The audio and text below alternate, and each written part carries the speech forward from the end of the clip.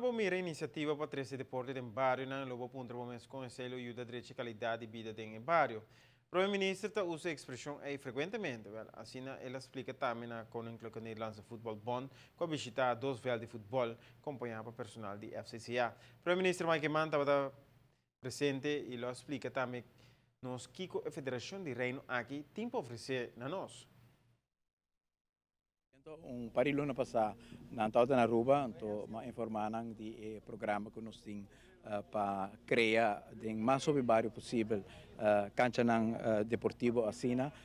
caminha com nós temos algo especial para muitos não, caminha com botar field de hierba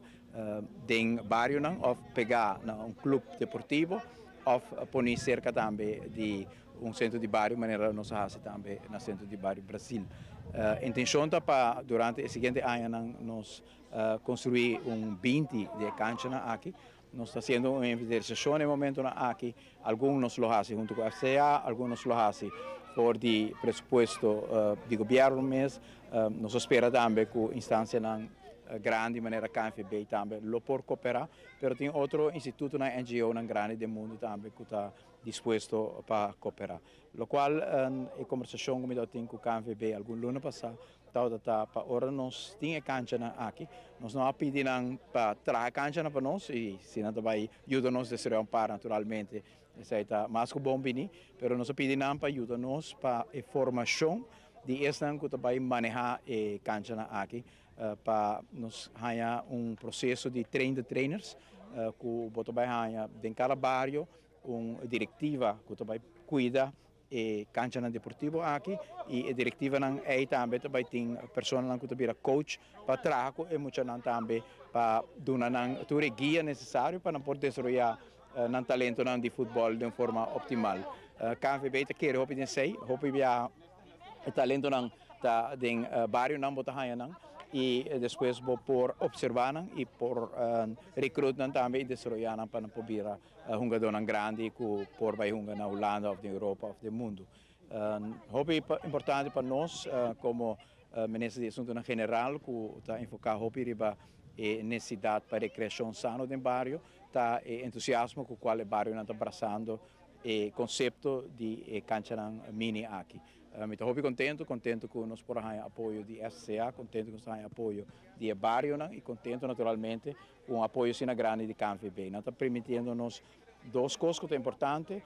o coach para ajudar a desenvolver nos coach,